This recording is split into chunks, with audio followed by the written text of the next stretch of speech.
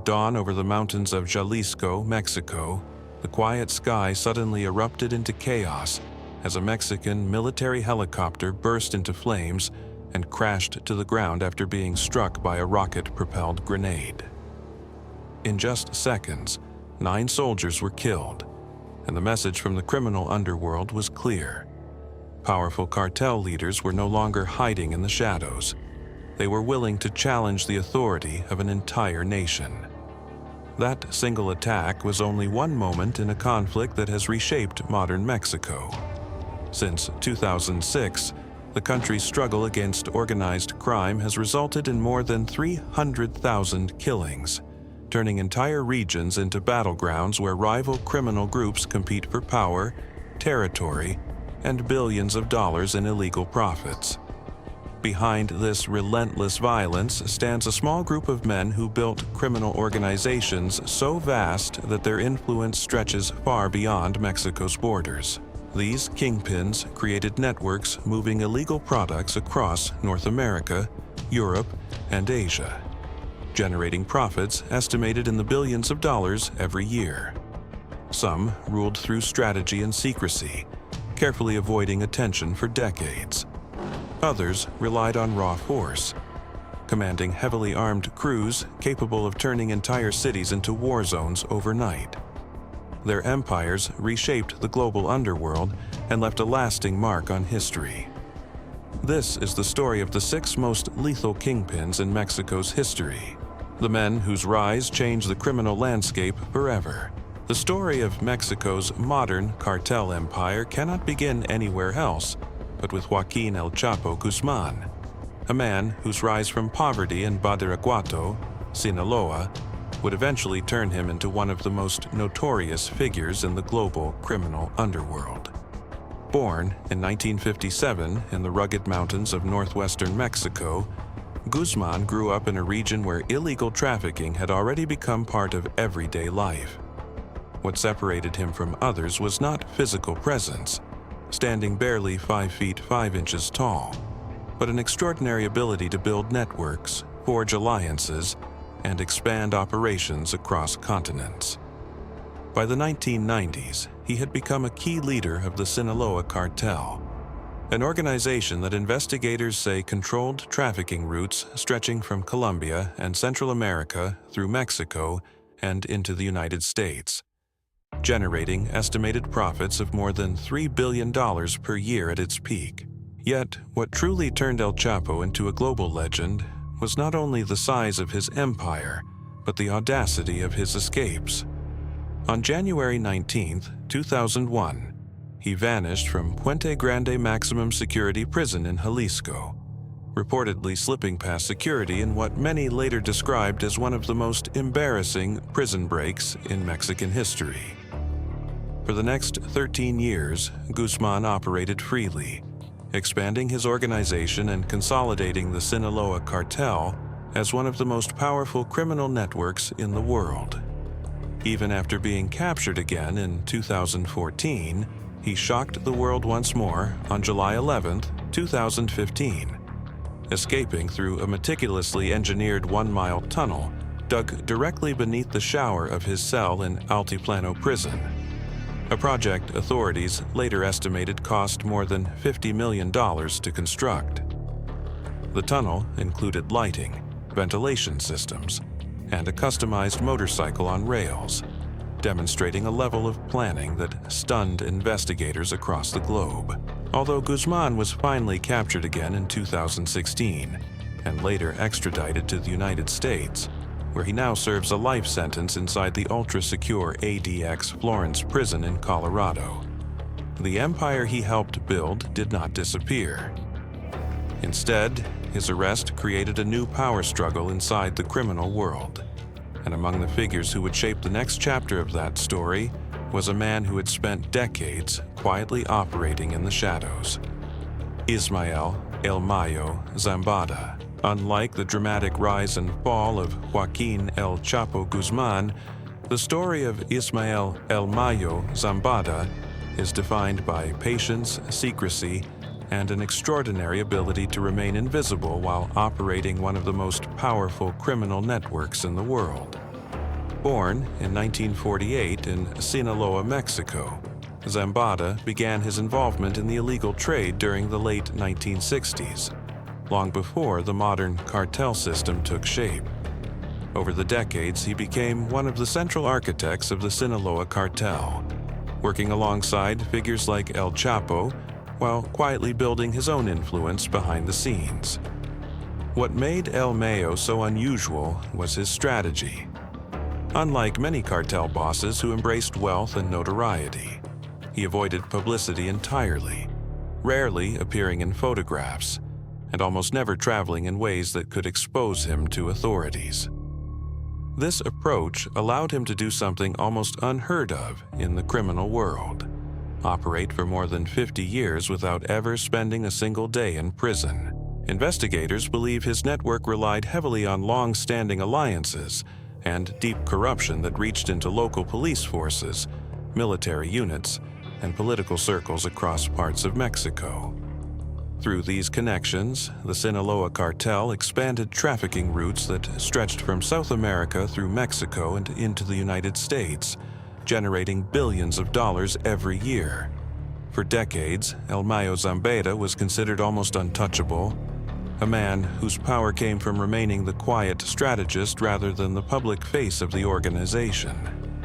But in July 2024, something happened that stunned observers around the world. Zambada suddenly appeared in custody near El Paso, Texas, after what he later described as a betrayal by Joaquín Guzmán Lopez, one of El Chapo's sons. After more than half a century operating in the shadows, the most elusive figure in the cartel world had finally fallen into the hands of authorities. Yet while his arrest shocked the underworld, another force had already been rising in western Mexico, led by a figure whose approach to power was far more direct and far more violent: Nemesio El Mencho Oseguera Cervantes. If Ismael El Mayo Zambada built power through secrecy, the rise of Nemesio El Mencho Oseguera Cervantes followed a far more aggressive path, one defined by rapid expansion and open confrontation with the state. Born in 1966 in Aguililla, Michoacán, a region known for conflict between criminal groups, Oseguera began his career far from the image of a cartel leader. In his early years, he worked modest jobs, including guarding avocado fields in rural Michoacán, before gradually entering the trafficking world during the 1990s through connections with the Milenio Cartel. What set him apart from other operators was his ability to reorganize and rebuild criminal networks during moments of chaos.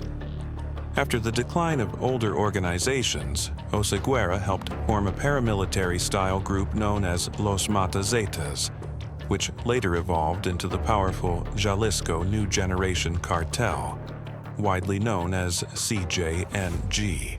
Within a few years, this organization expanded rapidly across western Mexico, transforming from a regional group into one of the most powerful criminal networks in the hemisphere.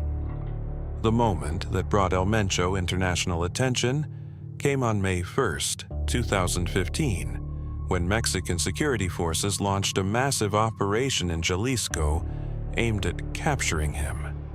As the operation unfolded, heavily armed CJNG fighters responded with an unprecedented level of coordination. In the town of Villa Purificación, cartel gunmen fired a rocket launcher that struck a Mexican military helicopter, sending it crashing to the ground and killing 9 soldiers.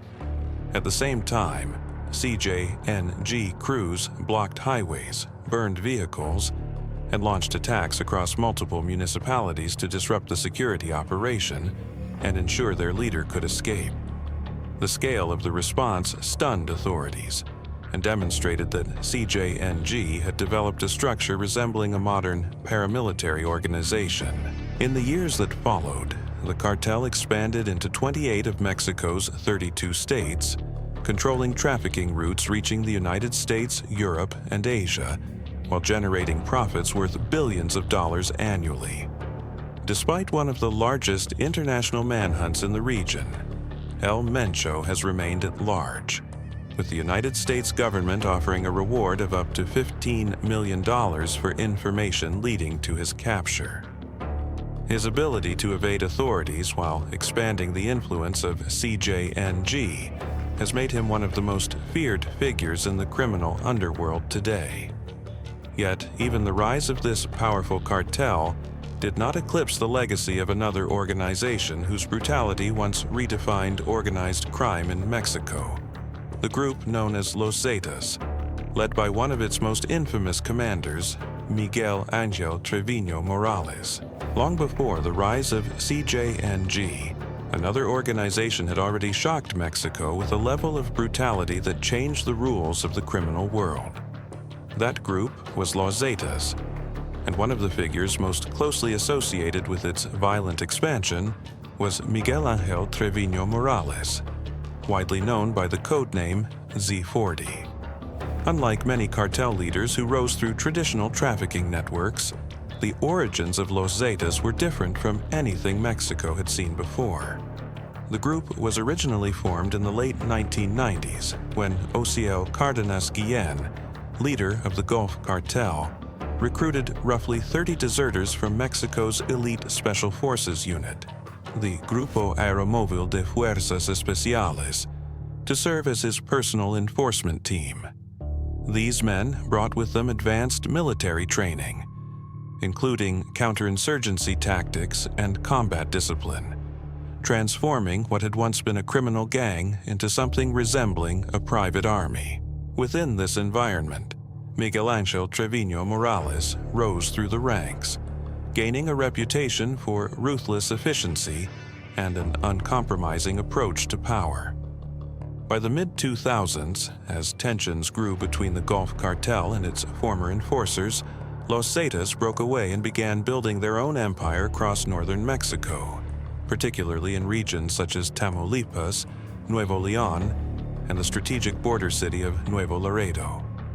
Under Treviño's leadership, the organization expanded beyond trafficking into a wide range of criminal enterprises, including kidnapping, extortion, human smuggling, and fuel theft, generating enormous profits while spreading fear throughout the region. Authorities linked his operations to hundreds of killings, and his name quickly became one of the most feared in the country. Despite his reputation for brutality, Treviño managed to evade authorities for years while consolidating control over key routes along the United States-Mexico border. That run finally ended in July 2013, when Mexican Marines captured him near Nuevo Laredo, bringing down one of the most notorious figures of the cartel era. Yet the impact of Los Zetas did not disappear with his arrest. The tactics and extreme violence that defined the group would influence a new generation of criminal organizations. But long before Los Zetas terrorized northern Mexico, another figure had already helped shape the foundations of the modern cartel system itself. A man whose story reaches back to the earliest days of the drug trade. Rafael Caro Quintero. Decades before organizations like CJNG, Los Zetas, or even the modern Sinaloa Cartel rose to dominate the criminal landscape. One man helped lay the foundation for the entire system that would follow. That man was Rafael Caro Quintero, a figure often described by investigators as one of the original architects of Mexico's large-scale trafficking networks. Born in 1952 in Badiraguato, Sinaloa, the same rugged region that later produced several other cartel leaders, Caro Quintero grew up in a poor farming community where opportunities were limited and the illegal trade was already beginning to take root. During the late 1970s and early 1980s, he became a central figure in the powerful Guadalajara cartel, working alongside influential partners such as Miguel Ángel Félix Gallardo and Ernesto Fonseca Carrillo. Together, they built one of the first major trafficking organizations capable of coordinating large shipments from Mexico into the United States, creating a structure that many experts considered the blueprint for the cartel empires that followed. One of the most dramatic moments in Caro Quintero's career came in 1984, when Mexican authorities discovered an enormous plantation known as Rancho El Búfalo in the state of Chihuahua. The site contained more than 10,000 tons of illegal crops, making it one of the largest drug cultivation operations ever uncovered in the country. The operation that destroyed the plantation was closely tied to the work of DEA agent Enrique Kiki Camarena, whose investigation exposed key elements of the cartel's operations. What followed would become one of the most infamous episodes in the history of the drug war.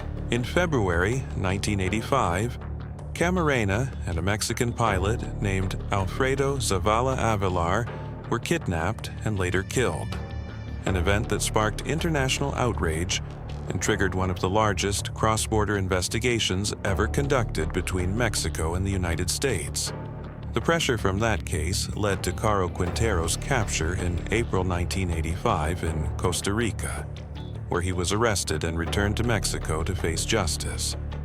After spending nearly 28 years in prison, he was unexpectedly released in 2013 due to a controversial court ruling, a decision that shocked both governments and reignited the search for him. For nearly a decade, he remained a fugitive before finally being recaptured in July 2022 during a naval operation in Sinaloa. His story remains one of the longest and most dramatic chapters in the history of organized crime in Mexico. Yet, even as his legacy shaped the structure of modern cartels, another organization would rise from within the same criminal ecosystem, led by a figure whose violent conflict with former allies would ignite one of the bloodiest cartel wars Mexico had ever seen: Arturo Beltrán Leyva.